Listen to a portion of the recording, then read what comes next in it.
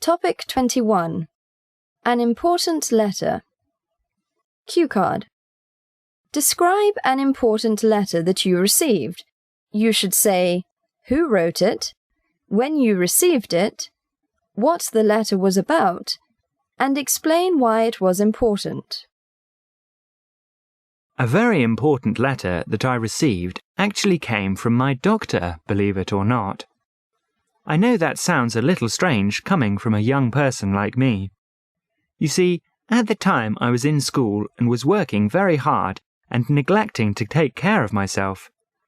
I was so worried and stressed over my studies that, well, number one, I wasn't eating very well.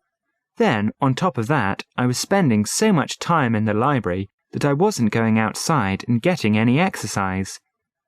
I noticed that I was starting to get sick easily and kind of run down. It was really getting bad.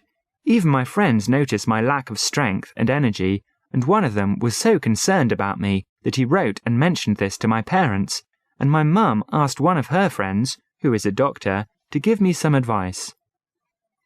Well, this doctor, who I didn't even know, wrote me a long letter and told me flat out that I really needed to have more balance in my life and make sure that I was getting all of the things that I already said I was missing.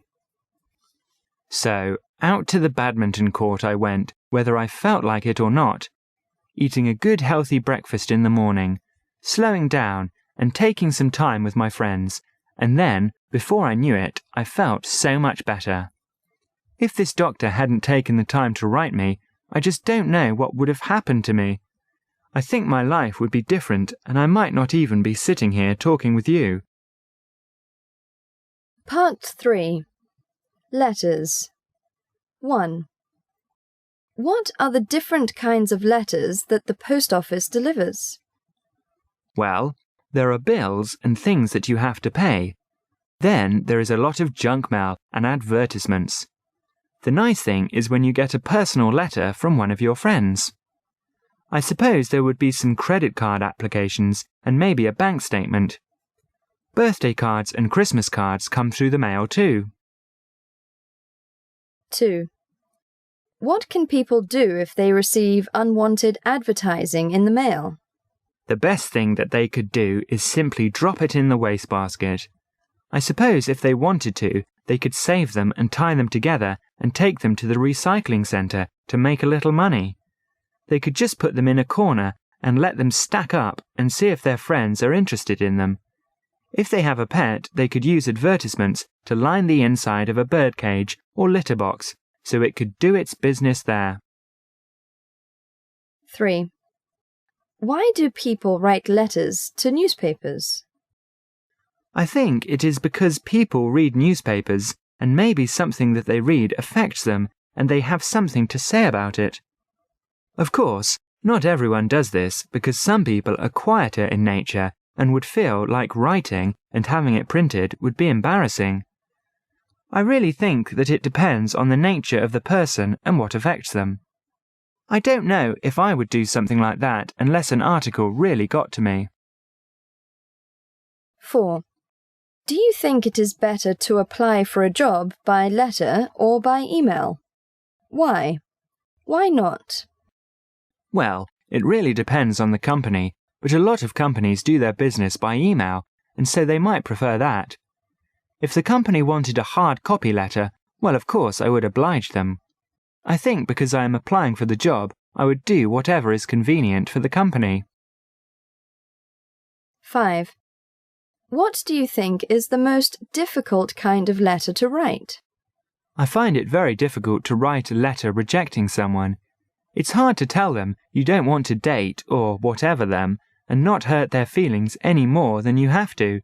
You have to word things carefully and make sure they get the point, but be subtle. Emails. 6. What are the advantages and disadvantages of emails compared to handwritten letters? Well, of course, an obvious advantage is speed, getting it there quickly. Another advantage would be you don't need a paper, which would save on the environment, along with not needing a pen, which again saves the environment. As to the disadvantages, well, A handwritten letter has a more personal touch. It shows that you took your time to sit down and gather all of the writing materials and also took time to go to the post office or put it in the mailbox to get it to the person on the other end. 7. Do you prefer to write letters or emails? Why? I really only write emails now. I haven't written a letter in so long, it is kind of hard to remember when. As long as I have a computer and the net is there, I will always prefer writing emails. Things are just moving too quickly for me to take the time and energy to write a letter. In a way, I would have to change my whole way of thinking to write a letter. It might be fun to try it and see what it is like. 8. Do senior citizens in China write emails? Why? Why not? Well, unless they are very unusual senior citizens, they don't write emails. You know that having a computer, and more important, knowing how to operate one, is just not something that the older generation has a lot of experience in. In our culture, and maybe even in the West, I don't know, senior citizens like to get around in their own neighborhoods and mix and mingle with their friends there. So the need to write emails and use a computer is not really there. I suppose that if an older person has a business, then they might write some emails, but more than likely they would have a secretary do it for them. 9. What effects, if any, do you think the use of emails might have on traditional Chinese culture? Well, as I was saying, emails have had a big effect on Chinese culture already.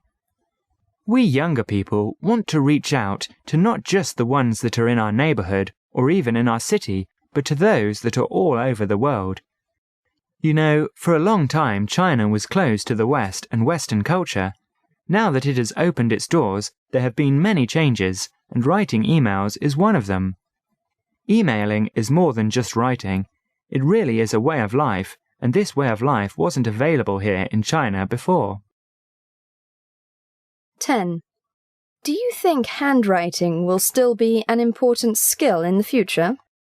Well, in China right now, the written characters are important for many things, such as billboards and small business signs. But now that computers are being made with Chinese character inputs, the actual writing out of them is no longer necessary. I think there will come a time in the future when writing the characters by hand will be a lost art. Sad to say, as writing characters by hand is an art form here in China. Computerization is moving in and taking over, so, for the sake of speed, we will see the slower methods of communicating, such as handwritten characters, become a lost art and a casualty of modern times.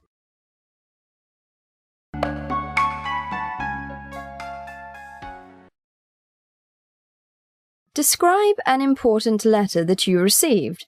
You should say who wrote it, when you received it, what the letter was about, and explain why it was important. 1. What are the different kinds of letters that the post office delivers? 2. What can people do if they receive unwanted advertising in the mail? 3.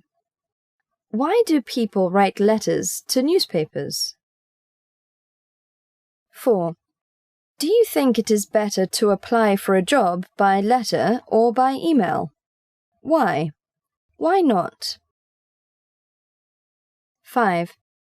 What do you think is the most difficult kind of letter to write? 6.